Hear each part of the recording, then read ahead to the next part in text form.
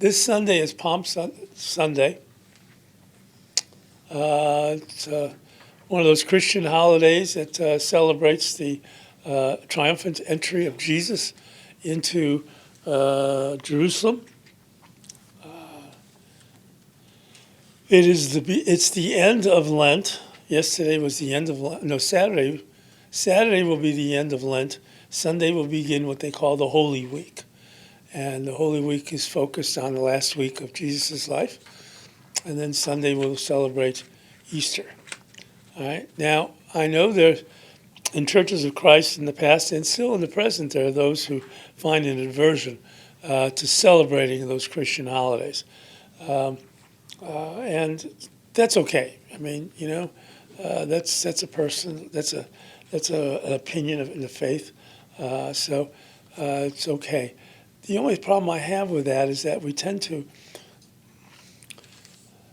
neglect those passages and study those passages because of that.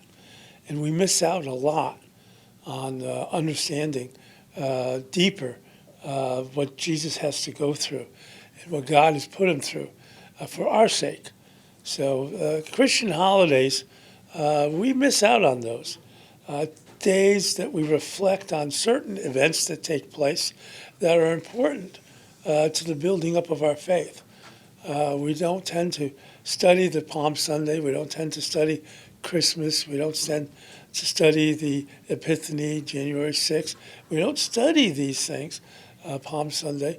And if we don't celebrate them, that's fine. There's nothing wrong with that.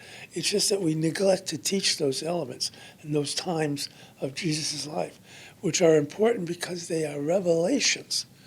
God reveals himself through these things. And Jesus reveals himself through these things.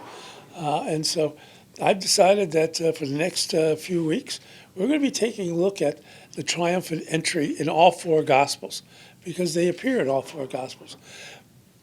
But the question is, are they different? Are they coming from a different perspective? And what does it teach us? And so I want to look at that. And we're going to be in Luke, chapter 19, talking about Zacchaeus. And what I wanted to do is, remember we talked about co-text. And co-text is how they're arranged, the stories that are arranged. They're not independent stories. We have a habit of separating the stories. It's sort of like if you're watching a series on TV and you come to the middle and you start at the middle, you forget all about what's happened before. And so you kind of left with just what's going on. And it's the same thing here. If we continue to separate these stories and look at just the story itself, we tend to miss what's going on. And that's very true in the triumphant entries, especially in Luke. Now, I want you to get into Luke's mind. As you know, Luke is writing out as an exact record of the things that have been accomplished. And he's writing to Theophilus. And we can tell from the introduction that Theophilus is already a believer. But Luke wants him to understand this because there's so many stories out there about Jesus. And Luke wants to have an accurate picture of the events that have been accomplished in the time of Jesus, in the time of his life. And that covers Luke and the book of Acts, probably one set of volumes. And so I want you to put your mind in Luke's mind. And he's going to he's going to talk about the triumphant entry. But what are the stories surrounding it? Why does he choose the story of Zacchaeus before he goes into Jerusalem? And then what are the stories after he goes into Jerusalem? Why does he arrange these things? What's his purpose? What's he trying to point out? What's he trying to say about this week, about this last week of Jesus, but especially this event of going into Jerusalem? Now, we're going to be in chapter 19, but I want to back up to 18:31 just real quick, because this kind of sets the stage here for what's going to happen. 18:31. And taking the 12, he said to them, "See, we are going up to Jerusalem, and everything that is written about the Son of Man by the prophets will be accomplished. For he will be delivered over to the Gentiles, and will be mocked and shamefully treated and spit upon. And after flogging him, they will kill him, and on the third day he will rise." But they understood none of these things. This saying was hidden from them, for they did not grasp what was being said. Now, the following story, beginning in 35, is about the blind man of Jericho, which I think is significant, because he just said what? It's going to be revealed. What the prophets have said about it were going to be revealed. And so the very next story is about the blind man. So he's kind of setting the stage. He's giving us a teaser. He chooses this blind man story to begin us to start thinking about ourselves being blinded and being seen. And so the purpose of going to Jerusalem, the purpose of his of talking about his passion, his suffering, his death, and his resurrection is all about people becoming sightful. They're blinded by Jesus. They're blinded to Jesus at this point. And his events that take place in Jerusalem are going to open their eyes. And I have to ask you to think about what impact is this making upon Theophilus, making upon us as we look at these stories. What's Luke's going to be, the story going to be accomplishing us? And what's going to be revealed to us about who Jesus is? All right? And then we go down here and chapter 19, verse 1. We'll go back there. The story about Zacchaeus, one of my favorite stories. I'm going to read through the story. It's a very quick story. Then we'll come back and take a look at some of the things here.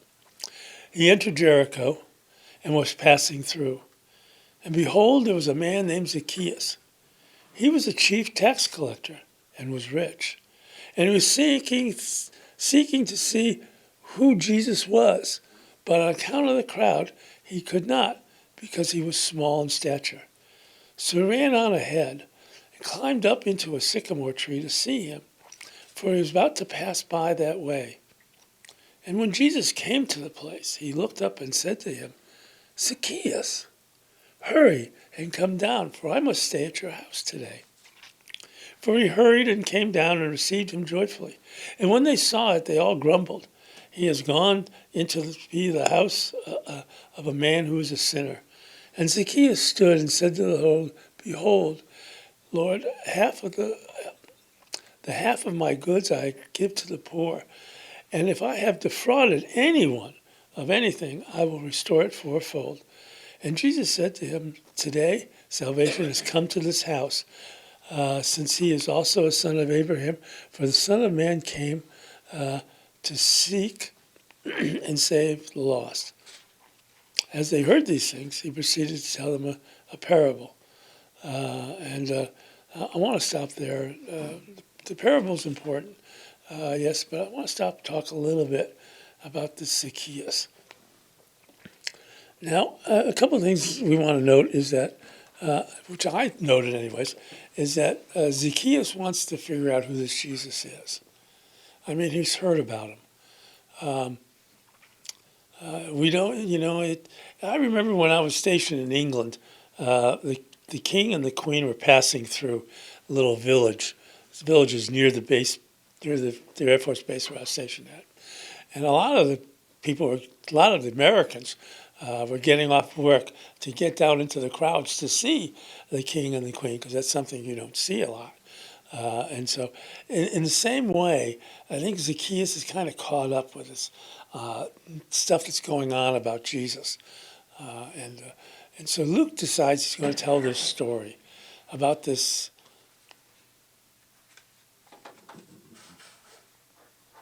normal man, not someone of great importance, not someone who's a Pharisee or who's a leader, who's an emperor or a king, but someone who's just a common person, He's called a sinner by the people because they didn't like the fact that he was a servant of Rome. Tax collectors in those days were servants of Rome. They paid Rome a certain amount of money, and then they were allowed to collect taxes to make up that money. And sometimes they were corrupt. We don't understand that. We don't understand, government officials being corrupt. That's just not part of our DNA, right? There was a time, I remember back when I first became a Christian, there was a lot of animosity about Christians who served in the government, who were representatives, Congress and state, local governments. There was a lot of animosity. How could they possibly be Christians and be part of a political government? And I remember that vividly. Not everybody, don't get me wrong, but I remember that, people talking about that. And I remember one time one of the state senators talked about overcoming that. And so we have a tendency to label people as sinners because they don't fit into our narrative. And we need to be careful about that. But, so Zacchaeus is considered a sinner. Now you might be saying, Jesus, why?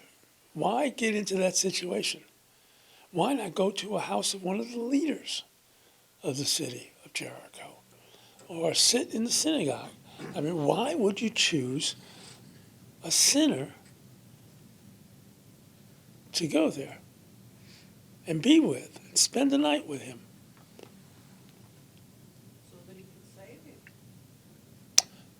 So that he could save him. We don't know what they talked about, but whatever they talked about there did convince him that he was going to do that. And so we have two things going on here. We have Zacchaeus who wants to know who this Jesus is, and Jesus seeks him out. That tells us something about ourselves, but also there is within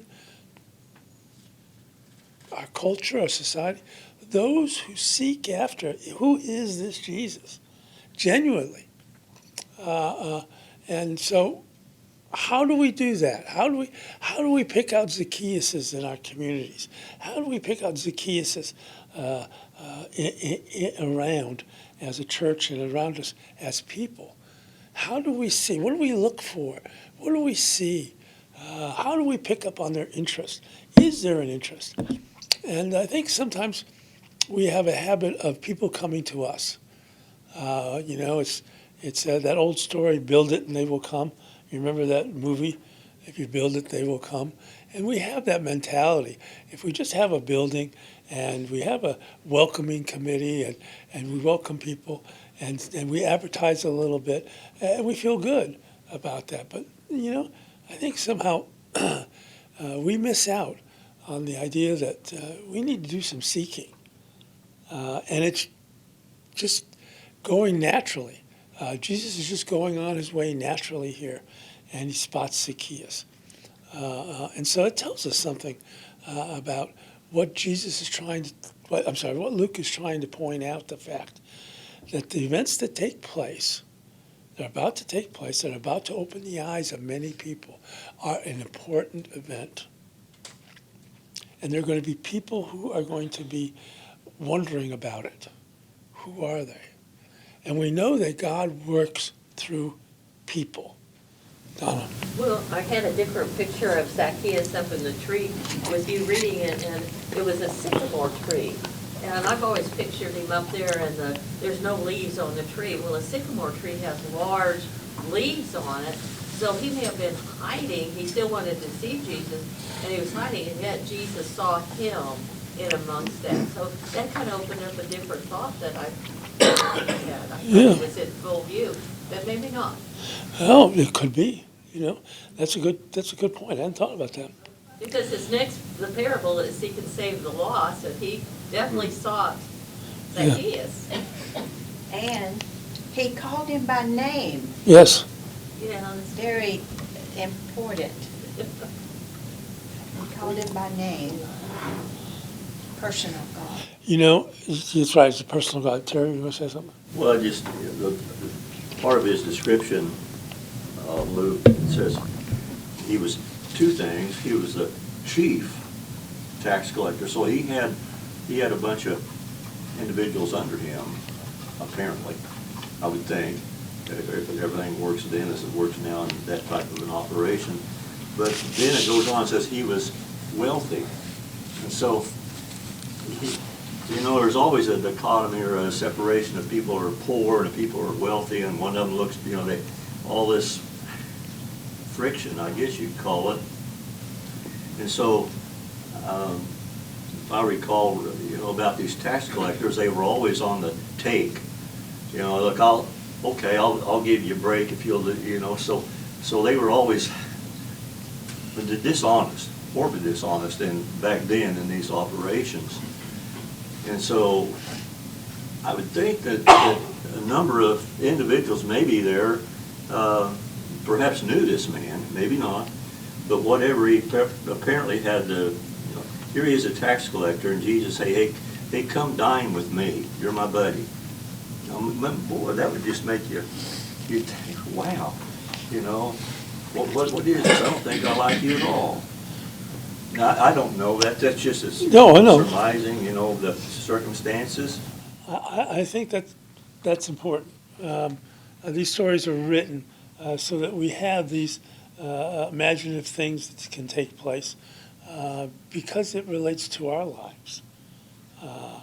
A chief tax collector, you're right. I'd point out that he was employed by the Romans. Yes. He was a chief tax collector in the Roman tax collecting business. It says my book says he was one of the most influential Jews in the business. Yeah. There were more than one of them. Yes. And then it goes on down later. He said he is going to be the guest of a notorious sinner. So this guy was, he was popular. Yes. Yeah, he was popular, you know, sort of like the IRS today. But anyways, Larry? Forgive me for this. I am a Paul Harvey disciple. But some of the things that found out was Zacchaeus, his name translates out to the pure one. His mother must have had some high hopes for him, which reminds me of Merle Haggard's song about Mama tried. So I think he probably has some background of someone that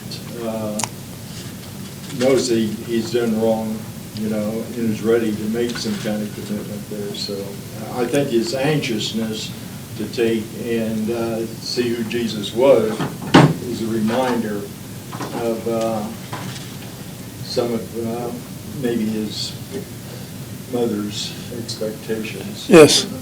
Yes. Well, the other thing I was going to talk about, the sycamore tree.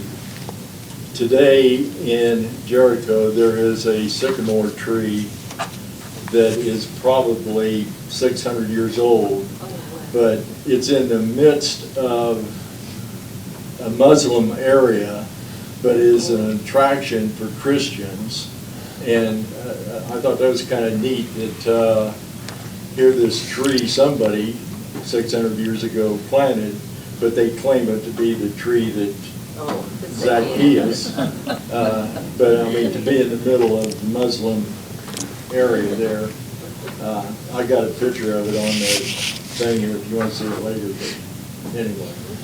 So nobody had taken a chainsaw to it.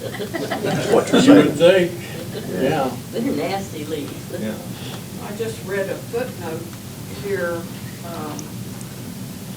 Zacchaeus was called son of Abraham. Wow. And this says, a true Jew, not only of the lineage of Abraham, but one who also walks in the footsteps of Abraham's faith. Jesus recognized the tax collector as such, though Jewish society excluded him. It's a good point. That's a good point. That's right. I hadn't thought about that. Yeah, the son of Abraham, it was a special designation that Jesus gave him. So as we talk about this and as we look at this story, what does this story have to do with Jesus going into Jerusalem?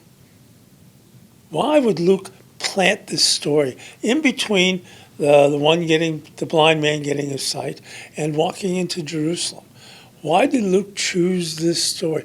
What impact does it have? What impact is he hoping it to have? I don't know the answer to that question, but I just wanted to make a comment that, I don't know who I was talking to about a week ago, but kind of brought this up to mind. Jesus, last part there says he came in to seek and to save the lost. And if we're following after him, that should be our purpose too. And there's another side of this coin where we talk about the people of us, or directions to us, and probably to mankind, where Jesus was talking about ask and you'll receive, knock and seek, and you're going to find it. So that seeking is kind of a two-way street.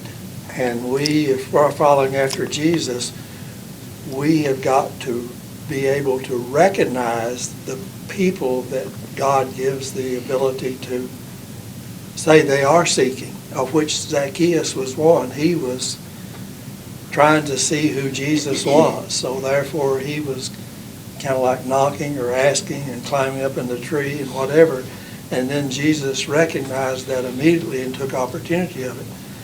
I just think how many times I'm thinking about seeking the saving of the lost. I'm talking about working with missions, going out and do door knocking or whatever.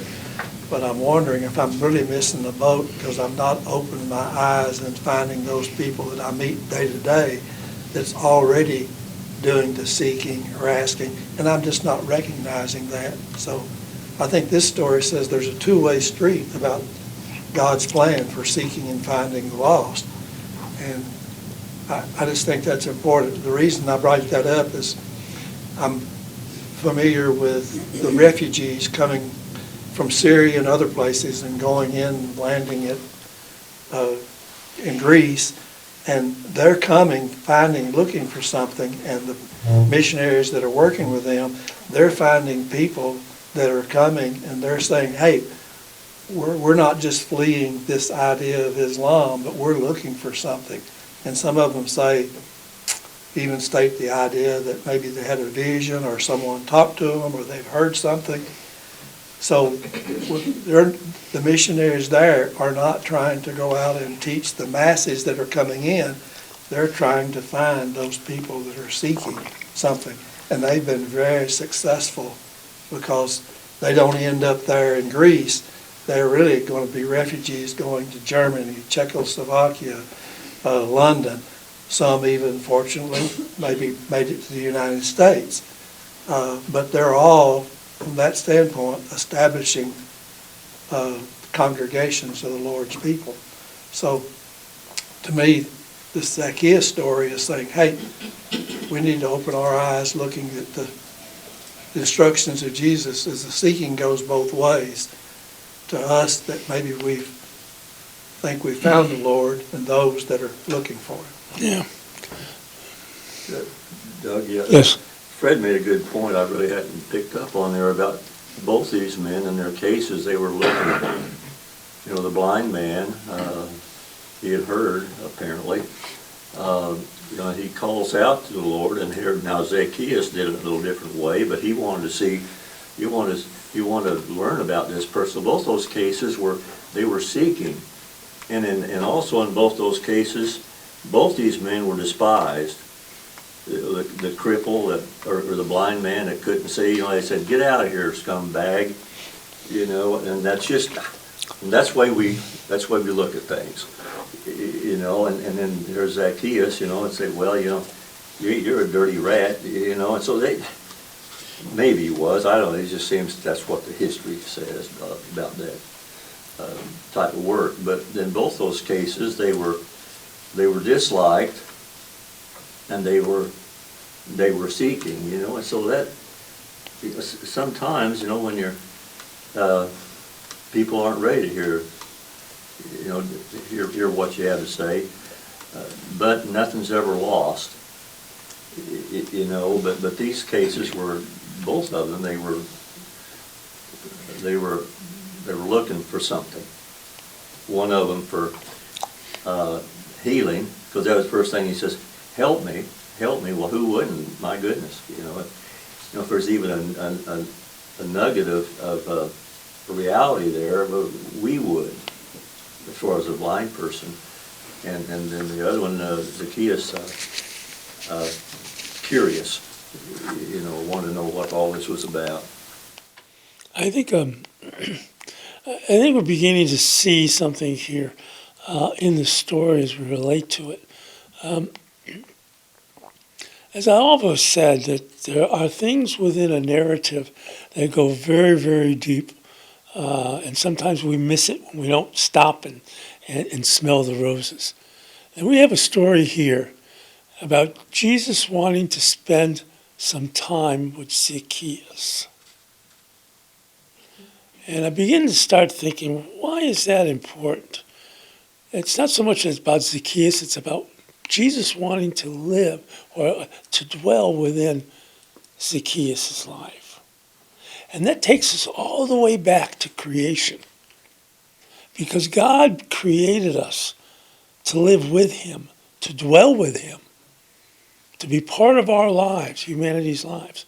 And that was separated because sin entered into the world. And God now has a choice.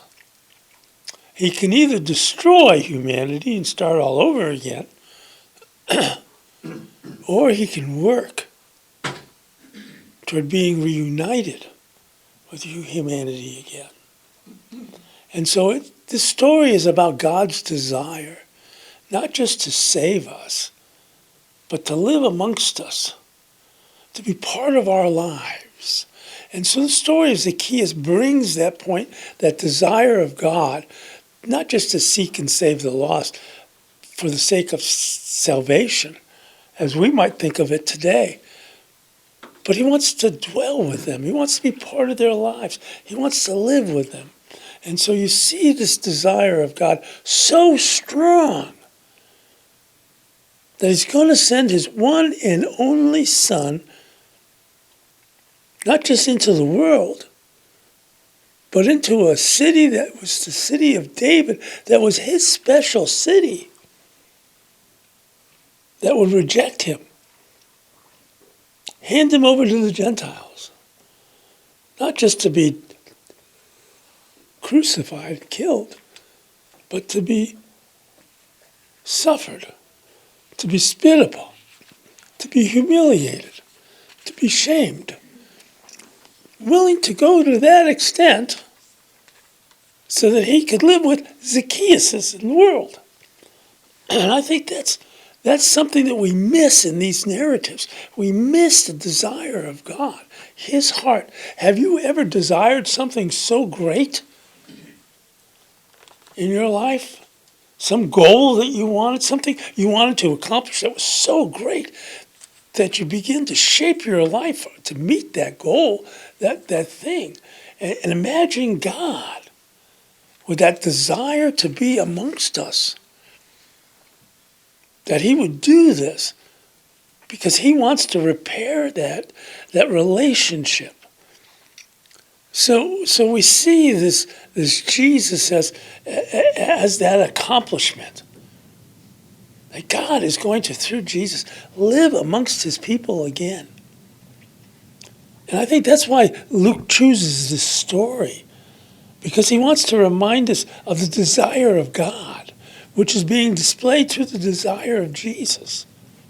He has come. His mission is to come and seek and save the lost, because God has sent him there. Because of God, because of the Father's desire to be part of the people of life, of the earth again. He's willing to go face his death.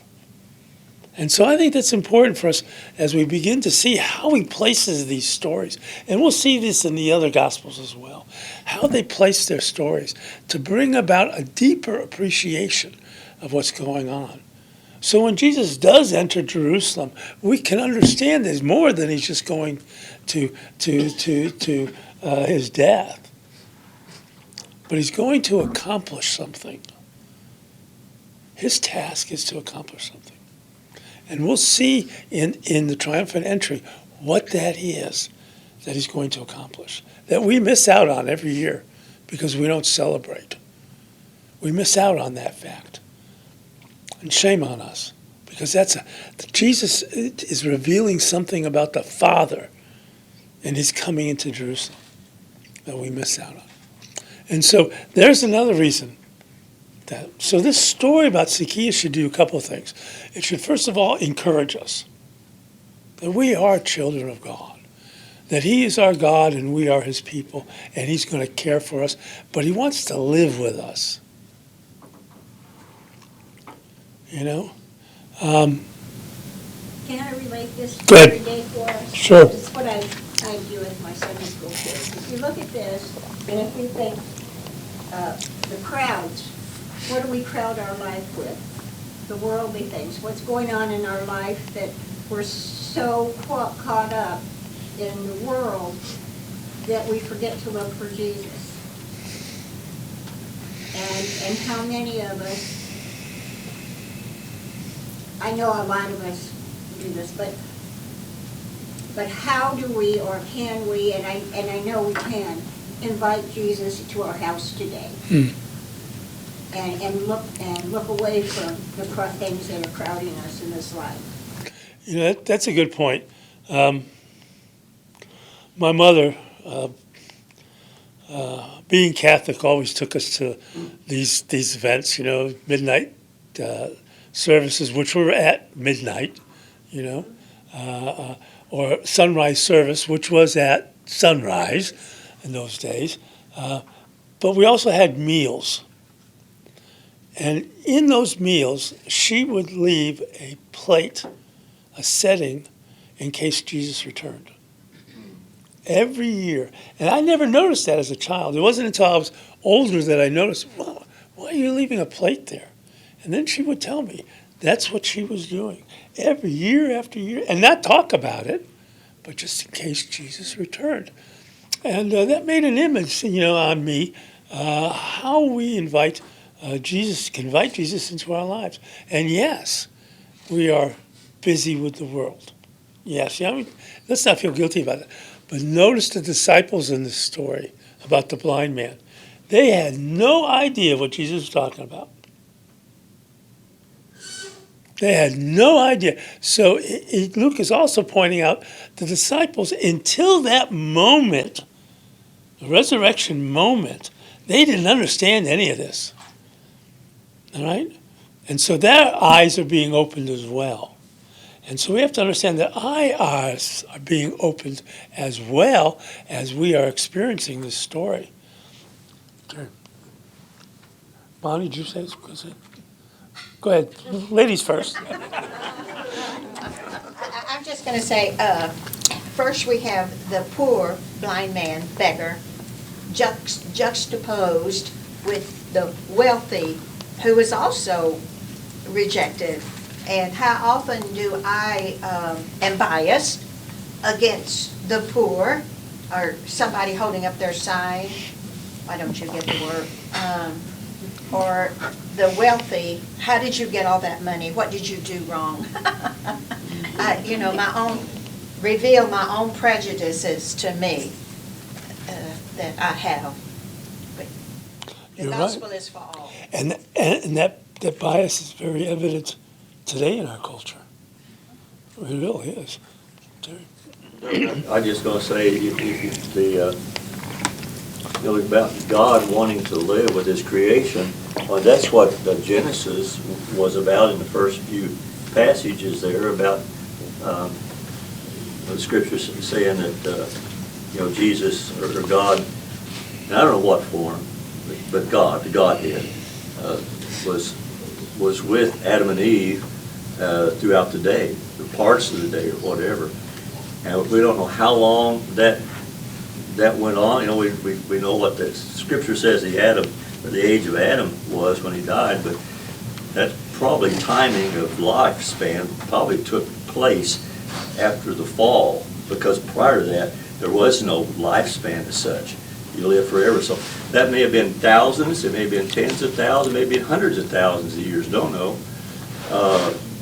But that was God's, you know, sometimes we as Christians, you know, I don't know how many decades gone by before I finally realized that God, you know, God was amongst right there with Adam and Eve, and just not Adam and Eve. I mean, there may have been a whole multitude, but the story was told through them. You know, he chased them out. You're going to chase all those other people out too, perhaps. I don't know. But the thing that is fascinating about all this to me is that, you know, God's going to do it again. He's going to dwell physically amongst his people. I have no idea what that looks like. I don't know how that works. Scripture doesn't say back then how it worked. But to think, wow, what a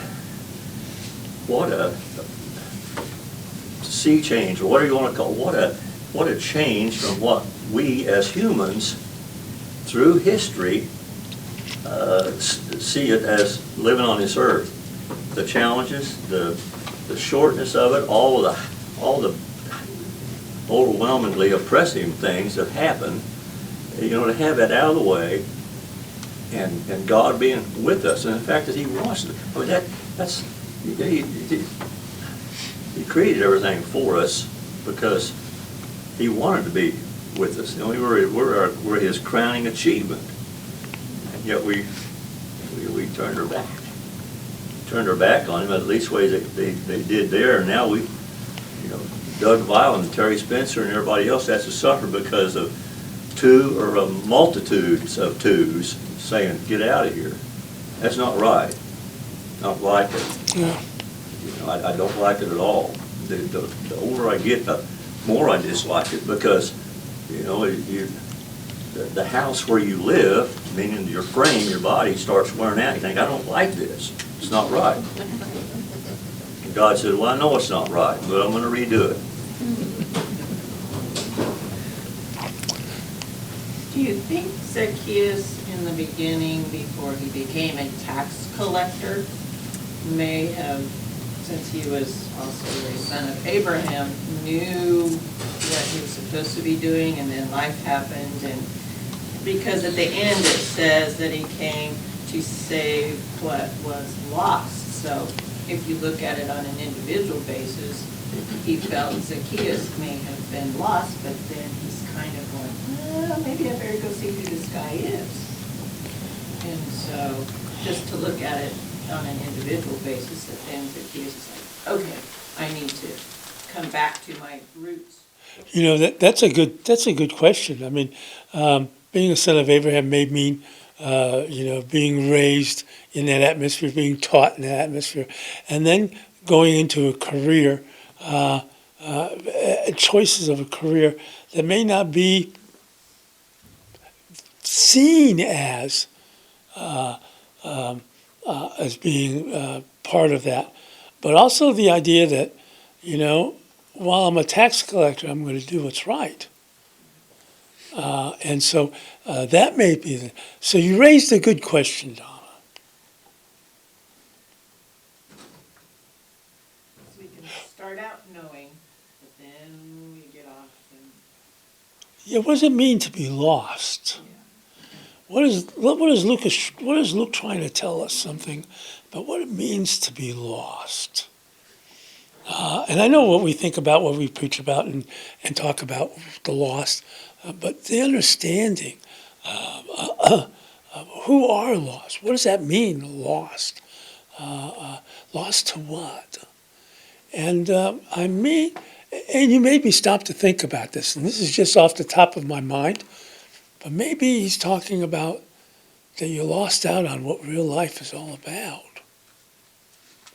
You know, you lost out on this relationship with God that's so open to you, and what it means You know, I think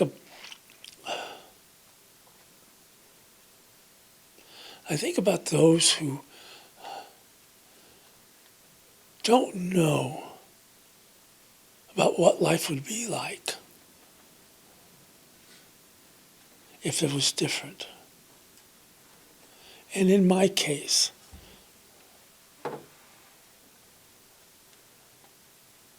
I had to know there was something better in my life than where I was at. And Jesus offered me that insight. There is something better, Doug. There is something better. If you just let me open your eyes and see. And Fred, you want to say something? I want to follow up on what Donna was saying, because I think that's kind of important in my life anyway. I've always thought he came to seek and save that which was lost, and I automatically stick a person to that. But I think it's bigger than that. That's maybe the important part, but he came to seek and save that which was lost. So a lot of the times you have the history of all the way going through the Bible.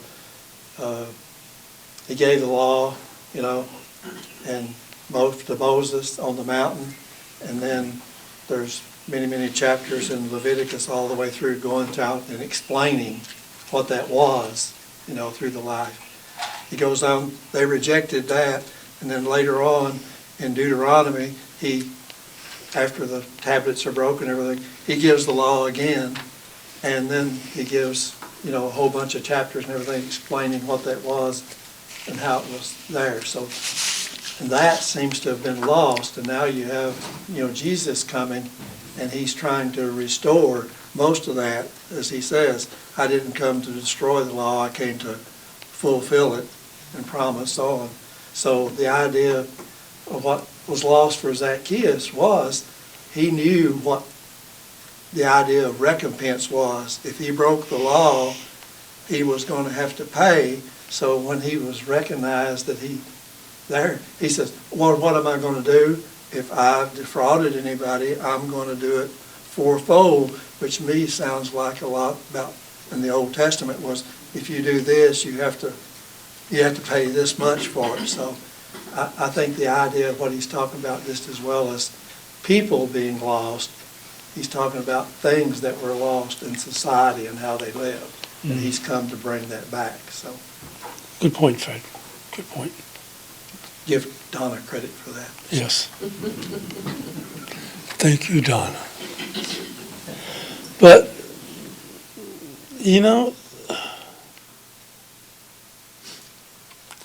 we are lost in the sense that we don't stop and think about these stories. Think about how much we've missed. Think about, and as we get into the triumphant entry, you're going to see a side of Jesus we don't ever talk about. We don't ever study about. And that causes us to be lost. Not in the sense of being lost, not being saved, but being lost in understanding and knowing who Jesus is. Can you imagine in our relationships, if we get into a relationship with someone that there's part of their lives that we don't know about, and we don't seek to know about it? I think that's, when we see these stories are about relationships, and yes, there are biases about the poor and about the rich, and I've experienced both of those. I've experienced the animosity toward me or Jerry, and I've experienced that amongst brothers and sisters. There isn't a day I don't drive down the streets and look at the homeless and say, if only they knew what life would be like. What if they really knew what life would be like? And so I start thinking about the programs that we have for the homeless, like the Union Mission, Rescue. Human Rescue Mission. And, think about the other programs that are developed toward that. That's something we could get involved in somehow. We have to, just like we look at the people that we want to talk to about our faith, if they don't want to listen, they're not going to. And it's the same way with the homeless. There's so many of them. If they don't want that, you'll never get them there. You won't get them into the programs, you won't get them off the street. And it's very hard when, as a lot of you know, that I've been involved with some people from the street, that it's hard to know if they really want to be better. Yeah. And yes, we can reach out and see that, but I'm telling you, there's Yeah, Jesus was, like people that don't want to hear about Jesus. yeah, we'll study that in the weeks coming up. I have to clarify a few things. Okay. The vast majority of the homeless are addicts or drunks. There is nothing that you guys can say to them to get through to them. Yeah. It would take another addict or another alcoholic to clarify anything to them. And like Bev said, they don't want to hear it. They've heard it all from home. They've been in treatment. Yeah. They don't want help. And when you mention the guys sitting out on the roads with signs, check and see what they leave there in. Check and see what kind of a fancy car they're driving, that they parked a couple of blocks away. Don't give them money. But it don't mean that, I'm saying don't, but you don't mean don't try, because we can't just not try. The same way with talking to people that want to reject Jesus. We still have to try. The majority of people that want help have gotten help. They know where to go to, and they go there because they don't want to be homeless. I agree. Although sometimes there are huge stumbling blocks in their way, even when they're trying to get Oh, I know help. there are. Jay's worked with a guy that's been trying to get his birth certificate from Colorado for a year. Oh. And, he keeps running into stumbling blocks, and some of them are because he doesn't do it quite right, Yeah. but some of them are because of the complexities of the bureaucracy. Because some of the forms, Jay sat down with him and helped him fill out and was sure that they had done it right. And it still didn't go through.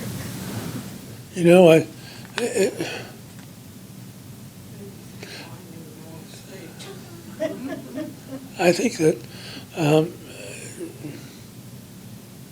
He's about to pop. Are you about to pop? oh, Terry, go ahead. Well, I don't want to take away from, I just think that there's nothing more common than both the poor and the wealthy, if you want to use the extremes, of rejecting God. Makes no difference where you are on the range, because it all comes from the heart. Now, Kay was correct in most of what she said. That the people, of course, most of us know that. If you've ever dealt with these cases, then it really comes to light. But mental issues, alcoholics, drugs, either one or all three, and until even the ones that want to, they've got this heavy stone around their neck that keeps them from, if they're drug addicts, if they're alcoholics. So it's very, very difficult. Now there are some, not all of them drive fancy cars. Not all of them have cars, and most of them don't. And so, but your environment, your need for whatever your fix is, drives these people's decisions. And yes, that's a tough. I think that Tough. we as a community, as a church, don't understand addiction. We don't understand it. I can remember in Danbury, we were looking at starting a recovery program there, and so we invited someone from another church that was doing that. And he said something very interesting. He says, you have to be ready for people to come in as a rotating door. That they may come in, but they may also leave. Yeah. And so you have to be ready to deal with that.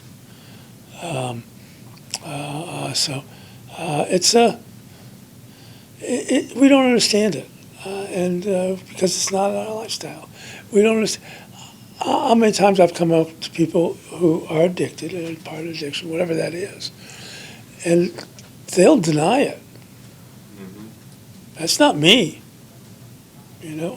That's not me. My dad, gambler, it came home one day when the sheriff showed up at the front door with an eviction notice. We suddenly realized that my father was a gambler. And, my mother, bless her heart, began to do things to counteract that. And so she did things, my father, continued to gamble, not big ways. I remember her walking into a bar where they were playing cards, and she stopped and said to them, she says, if you continue to let my husband gamble here, I'm going to call the state police.